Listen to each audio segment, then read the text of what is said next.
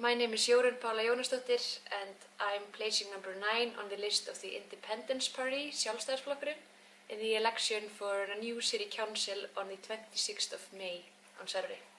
Thank you. Why should we urge our parents to vote for your party? It is our belief that the City Council has failed to solve the most pressing issues facing the city and the residents in the city, for example, the housing problem. The prices have risen by 50% in the last 4 years, and more young people are forced to stay at their parents' house. We are experiencing by looking at the numbers, including myself, and I live in a garage just in Breiðholt, outside my parents' home. So this is something we are going to solve, the Independence Party, and another reason to vote for our party is that we believe in the freedom of the individual and respect human rights of every individual, and that is how we see the governance of the city. We want to let the people take the decision to the most extent as we can, and not tell them how to live their lives. It's the people who should take decisions. What is your plan to improve child welfare? To improve child welfare, we know that we need to step up our game regarding children of immigrants. We are not scoring as high as children of immigrants in neighboring countries. 23% lower grades, to be more specific, according to PISA and the Nordic Minister, the Council of Nordic Ministers. So we are going to do this by putting more funding into this sector, and that is, we have already decided that, and we also believe that we need to support parents in this regard and involve them, and we think that this is very important as the language is the key to more education, and education is the best investment society can make for the future generations, and also for the person the person themselves. Education is something no one can take away from you, and opens doors in so many levels. Children with another mother tongue have difficulties achieving good academic levels because of language difficulties and lack of support within the educational system. What is your plan to support them and their schools? Yes, this is touched upon the subject in the previous question. So this is the problem we are seeing arising, especially in Breiðholt. We think that this is something the schools in Breiðholt need extra support with, and yes, as I said earlier, it needs more funding and to be solved in each school, so we can we can't look at this just for every school. We need to look at each individual school and solve it after the environment and situation in each school. Many of us as teenagers live with their brothers and sisters within common and small rooms. Our parents cannot afford to pay the high prices charged on the rental market today. What is your plan to provide housing, and what is your vision to reduce the high rents? So I'm familiar with this problem myself. I'm living in a garage, as I mentioned earlier. And what we are going to do to solve this problem is building 2,000 apartments per year on average in the next 4 years. And we believe providing more or meeting the demand for housing on the market will lower the price naturally over time. So that will be both beneficial for people who are renting, people who want to enter the housing market and buy flats, and that this is the best way to provide or to solve the problem on the housing market. And like in other matters, we believe in the freedom of choice, so people should be able to have many options and choose what suits them the best. For example, if you want to rent or buy, or even do a mixture of both, and enter a housing union, as they're called. So you buy sort of a share in a housing union, and then you pay rent also just a little bit lower than usually. As young people, we cannot afford to rent even a small flat, and at the same time, we have to work to cover our education and living expenses. So many students in this situation have to give up their studies because of difficulties making ends meet and finding time to study. What is your vision to solve our problem? We want to continue a very good cooperation with student housing unions, for example, Félagsstofnun stúdenta, and allocate lots for students. And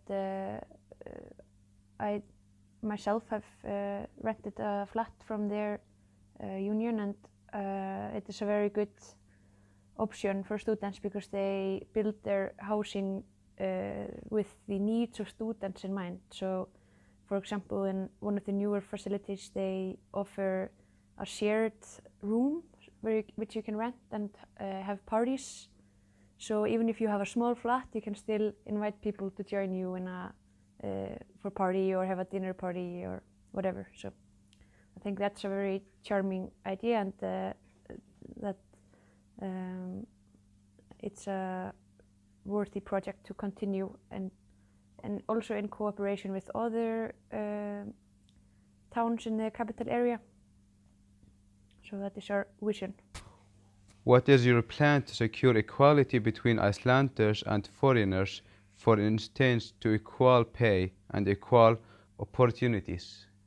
In this matter, I think it's very important to secure good access to information on rights, and also the ability to be able to speak with someone. So this could be done by establishing either a location within the service centers of Reykjavíkurborg, or building a new service center in cooperation with other towns or in the capital area, and even for over the whole of Iceland, so you involve the Icelandic government as well. But I also think access over the internet is even more important, just to be able to, that enables people to have even better access, so you don't have to show up at a location and take number and wait in line, and then you have to wait like 3 weeks more for the reply, as can sometimes happen. So I think it could be good to look further into the option of having a good web page, even with some counselors who are able to answer you online. So you can, as you know from experience with talking to your phone company, or even banks have this, I think, so they can just reply over the internet via chats. So that's one idea we could look at. Many foreign families find it difficult to understand the rules of society, their rights and responsibilities, and many of them have difficulties with integrating into society. Many feel isolated and left out. What is your plan to improve their living conditions and integration into society? That's a very good question, and from my work as a lawyer for Réttur law firm, which is the only law firm specializing in the matters of immigrants and refugees, I've experienced that and seen that our system in Iceland is not accessible enough. And just one example is the tax report, which is not available in English. And it's those like small obstacles which we need to remove. That's the easy part. And that's what the government can do, and the city. And in the bigger picture, I think Reykjavík is both a young capital, a young city, in comparison to other European cities and over the world. And it's also young in the aspect that we have not been an international city for long. So it's only recently that we have companies which are working overseas and are actually just the English is the working language, for example, Auðvitað. And this is a discussion and dialogue we need to open with the Icelanders, and it's so from experience by living in, I've lived in Copenhagen and Vienna, and it is just based on my feeling, personal feeling, then I think Icelanders have not realized that it can be very fruitful and giving for the individual to show interest in the matters of immigrants, to start discussion with them and include them in the plans of in the Icelandic community, inviting them to parties and so on. And that also includes working places. So what the city and government can do is making sure that immigrants are hired on like that they meet similar criteria as Icelanders, and that's a discussion which is starting to evolve, and that's very good, I think, and will be helpful in this matter. What is your plan to improve healthcare and welfare of our grandparents and the elderly people? This is one of our like main topics in this election, so we want to put the elderly, one of the groups we want to focus on, and we aim to lower the taxes elderly people have to pay for their housing. That's one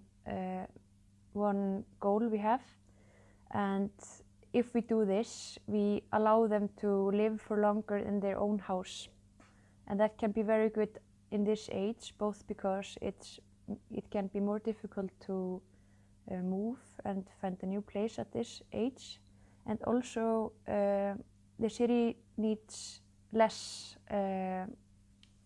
housing for elderly people, so it's beneficial both for the person and also for the city, which is facing now a lot of problems with housing for elderly people. We need to build more, it's very urgent, the same as with young people and the housing market in general. There's a big crisis we need to start immediately solving.